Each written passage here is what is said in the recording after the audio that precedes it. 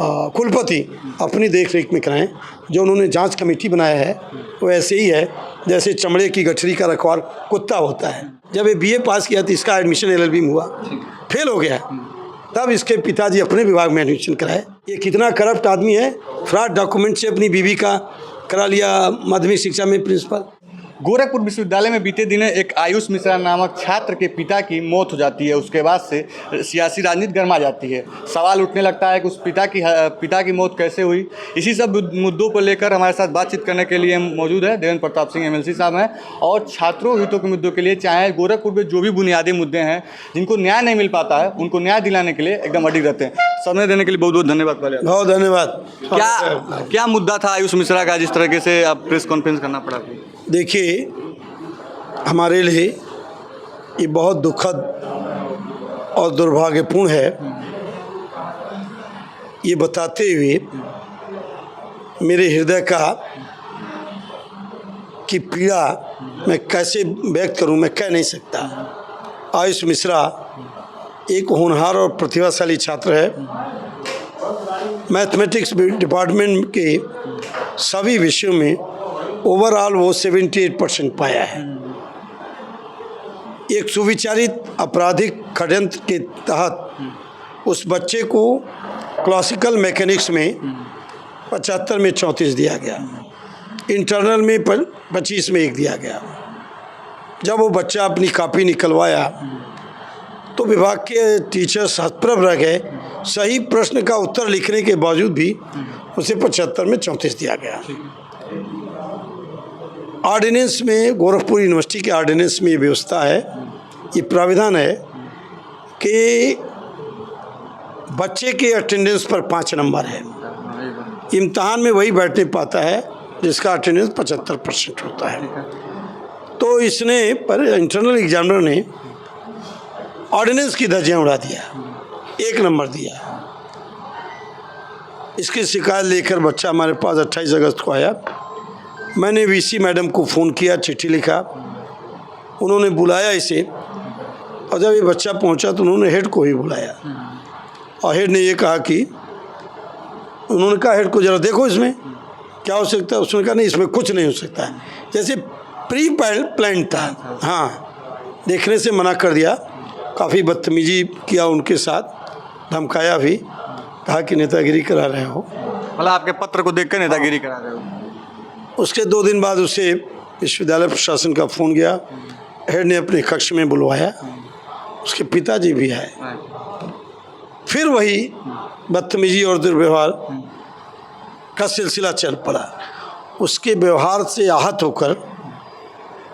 हुए और उनको हृदयाघात हो गया। वो गिर पड़े वहीं। मानवीय आधार पर तो साइंस के स्टूडेंट, आम आदमी भी जानता है जब किसी को हार्ट अटैक आए तो उसे CPR देना चाहिए, नहीं दिया और उनको बाहर फेंकवा दिया, सड़क पर बाहर फेंकवा दिया अपने विभाग के लोगों से। और तब वो फ़ोन किया एम्बुलेंस के लिए, एम्बुलेंस आई, आने में विलम्ब हुआ। नीयत साफ रहती तो वहीं पटेल हार्ट केयर है, वहाँ भर्ती कराते, कुछ नहीं किया। और अपने आदमी उसका दिया, इसकी डेड बॉडी को इसके घर छोड़ना, बीच में कहीं रुकने मत देना। इतनी बड़ी घटना हो गई तो उसके पिता मुरलीधर मिश्र की हत्या के लिए विभाग अध्यक्ष प्रोफेसर जसवंत राजवंत राव जिम्मेदार हैं, इंटरनल परीक्षक जिम्मेदार है, क्लासिकल मैकेनिक्स की प्रोफेसर जिम्मेदार है। इन तीनों के खिलाफ हत्या का सुसंगत धाराओं में FIR दर्ज करना चाहिए। और क्लासिकल मैकेनिक्स में और इंटरनल्स की परीक्षा, पुनर्परीक्षा कुलपति अपनी देख रेख में कराएं। जो उन्होंने जांच कमेटी बनाया है वो ऐसे ही है जैसे चमड़े की गठरी का रखवाल कुत्ता होता है। ये करप्ट लोग हैं, क्रिमिनल लोग हैं, अपराधी लोग हैं, ये कहाँ जांच करेंगे? ये जांच करने वाले होते तो वो मर नहीं पाते बेचारे। अच्छा, एक सवाल और है कि उसके पिता यानी जो उनकी मौत हुई थी और जो छात्र अनुज मिश्रा था, क्या उन जो टीचर थे नंबर कम दिए थे, आज जिनके विषय में नंबर कम आया था, जिसके पास एक बार बार दौड़ रहा था, उससे कोई आप उसकी दुश्मनी थी आप लोगों से, उस छात्र से कोई कोई बात? दुश्मनी नहीं है। विश्वविद्यालय की ये परंपरा है अपने सगे संबंधियों को टॉप कराने के लिए गरीब प्रतिभाशाली बच्चों के करियर की हत्या कर देती है। अब एक ऐसा है, बहुत बड़ा सवाल है, कम से कम कई बच्चे ऐसे होते हैं जिनके पास कोई सुविधा नहीं होती। हाँ, अब देखिए ये जो प्रोफेसर है हेड, ये एक पढ़ने की दरख्वास्त नहीं लिख सकता। अच्छा, ये इतिहास का प्रोफेसर है, हेड किसका है? मैथमेटिक्स का। हेड किसका है? उर्दू का। हेड किसका है? संस्कृत का। और डीन ऑफ आर्ट्स है, और हेड है फिलॉसफी का, डिफेंस का हेड है।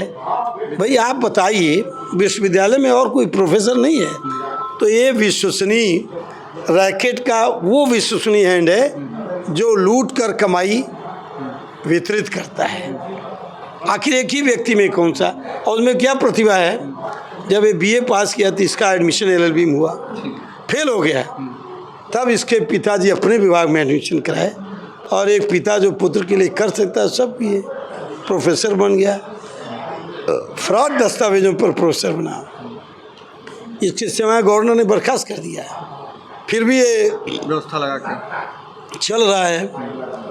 तो इस अपराधी को जेल जाना चाहिए, और मैं इसके लिए न्याय दिलाने के लिए लड़ूंगा। अच्छा, आप इतने सारे वो जो उनके पास पद हैं, और कहीं ना कहीं तब शिक्षा व्यवस्था पे सवाल उठता है, क्योंकि उतने सारे छात्र हैं, पता नहीं कितने सारे छात्रों का मामला दब गया होगा, पता नहीं कितने सारे छात्र की तबीयत खराब हो गई होगी, वो नहीं आए होंगे, लड़ते लड़ते बैक पेपर दे देते हैं, इसका सब प्रावधान है कि बैक पेपर दे रहे होंगे। लेकिन इतनी बड़ी साजिश है, आप जिस तरह से आरोप लगा रहे हैं कि वो इतना बड़ा विभाग अध्यक्ष है, हकीकत है, नहीं जो भी है हकीकत है, तो इतना सारा उनके ऊपर हाथ किसका है? तो शिक्षा पे सवाल उठाता है। आखिर इसके ऊपर कार्रवाई क्यों नहीं हो रही है? लगातार ऐसे मामले जब आ रहे हैं तब कार्रवाई इसलिए नहीं होती है सरकार कि आम जनता में प्रतिरोध की शक्ति खत्म हो गई है।